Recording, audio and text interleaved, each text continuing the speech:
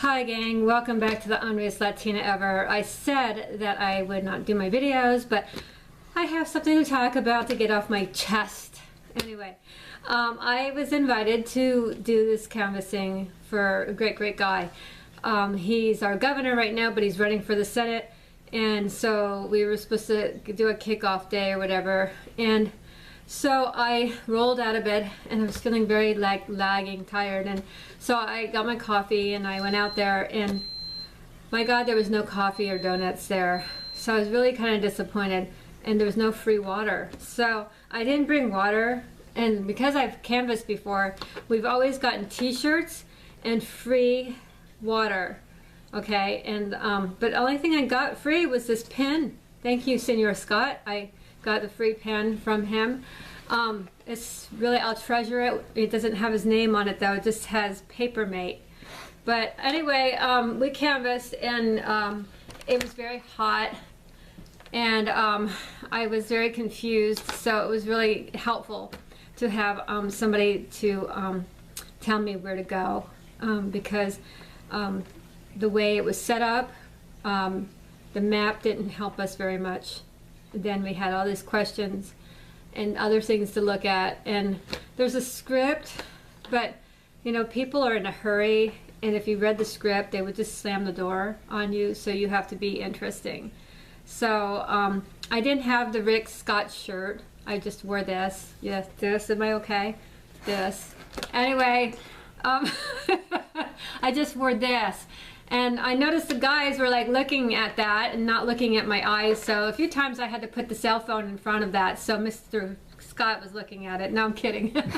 But anyway, we only like made it to lunch, you know, because we got really tired. I felt like I was going to collapse in the middle of the street and stuff. But the area was pretty decent. It was a mixed match of every different kind of person there. A lot of people weren't home, or maybe they were home. Their dogs were barking a lot. You know, even when they answered the door, they didn't tell their dogs to shut up or say "cállate." One Hispanic woman, she was really funny. I got to tell you, she had this most colorful house. It was really pretty. It's the prettiest house. I said something to her, not knowing she was on my list. I said, "You have the prettiest house on this block. It's so gorgeous." And then I walked back and I go, "You know, you're on my list." So I asked her, you know, some things, and she said she was not political, but her boyfriend was, and he said he didn't like the Mr. Scott, and I, you know, being curious, said why not, and he says, you know, he's a politician and this and that, and I said, well, so is everybody else, you know. So anyway, we got into a discussion, and he was very nice, and he came around, so everybody comes around to the Unraised Latina, because I know how to deal with that. So anyway, but there's no app on the phones to like put in things like notes, important things that are relevant. Like they just want certain information. So like, you know, say if somebody says fuck off and never bother me again, that's kind of relevant. You don't want to put somebody else through that, you know. So like me, I would say if somebody knocked at my door, I'm a Republican, but if you ever grace my doorstep again, I will kill you. I seriously would. Yeah, I don't answer the door unless it's a package. You know, you bring me presents, I'll open the door, you know. Unless, like, you know, I didn't want the present, then I probably wouldn't open the door, because, you know, like, there was this thing where people were getting blown up on their doorsteps, and that's not good either. So if I didn't order something, and there's something suspicious there, I'm not going to open it, no. I look at the package, that I think back in my little Berwick by mind, did I order something? What did I order? What could that be? Could that be the thing? Yeah, and that's how I am, because I'm very cautious. It's very good to be cautious.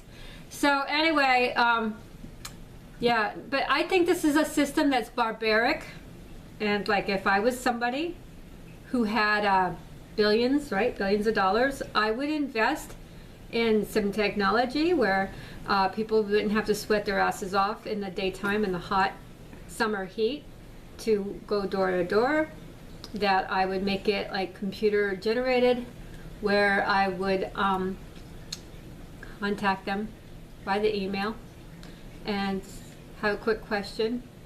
And thank you for taking this time to do that, you know, because I think everything is getting outsourced, you know, and like, why don't we outsource the volunteers, you know, like shit, you know, you're not paying these fucking people anything anyway. Let's just outsource this. Duh, right? So anyway, maybe they want it to look like it's authentic. Maybe. I don't know. But I know that my mouth was dry. I was very hot. I was hungry.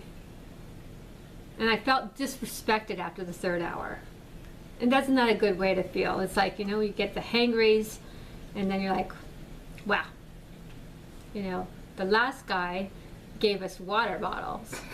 I didn't get a single bottle of water, you know, and my t-shirts and my cha-chas kept hanging out, you know, and, you know, tatas or whatever you want to call them, hanging out. And I was uncomfortable because I was expecting at least a t-shirt and a water bottle and even a donut, like for inspiration. You know, don't you need something?